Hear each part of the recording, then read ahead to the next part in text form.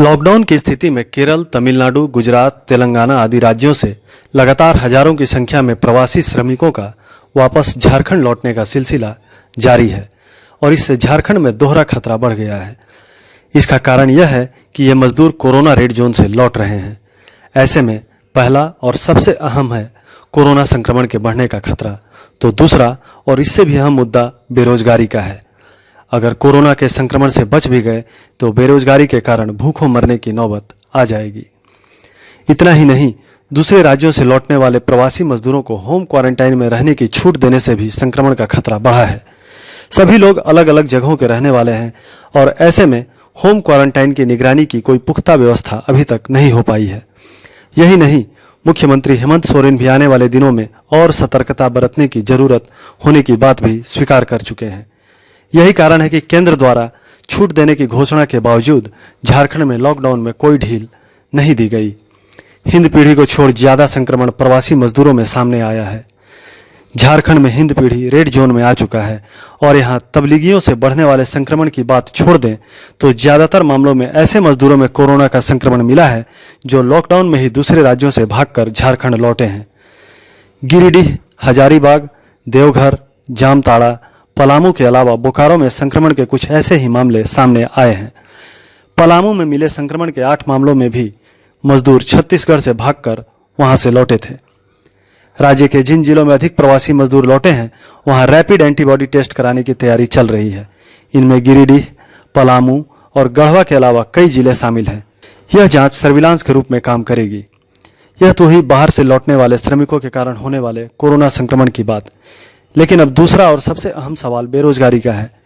इस स्थिति में जबकि सारे उद्योग धंधे बंद हैं और लॉकडाउन के बाद भी इन उद्योग धंधों को उभरने में काफी समय लगेगा, झारखंड सरकार ने रोजगार के नए स्रोत की तलाश करनी शुरू कर दी है।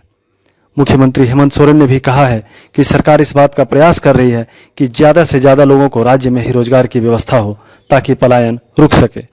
देखिए, ये रोजगार एक चिंता का विषय है क्योंकि हमारे जितने मजदूर भाई बाहर से आएंगे तो झारखंड में उनको अब रोजगार देना, तो मेरा एक मानना है और हमारे मुख्यमंत्री आदरणीय हेमंत जी ने भी इस बात को क्लियर किया है कि अगर आप देखेंगे तो पूरे भारत का 46% खनिज संपदा झारखंड के पास है और हम झारखंड उसको कंट्रीब्यूट भी करते हैं। लेकिन एक दुख की बात यह है कि कोयला हमारे पास है, लोहा हमारे पास है, लेकिन हमारे इंडस्ट्री का धुआं नहीं निकले, हमारे घरों की बत्तियां नहीं जलें और पड़ोस के घर इंडस्ट्री में धुआं निकले और बत्तियां जलें, तो अब ये ऐसा नहीं होगा। हेमंत जी प्रतिबद्ध हैं हमारी जनता के प्रति, हमारे मजदूर के प्रति।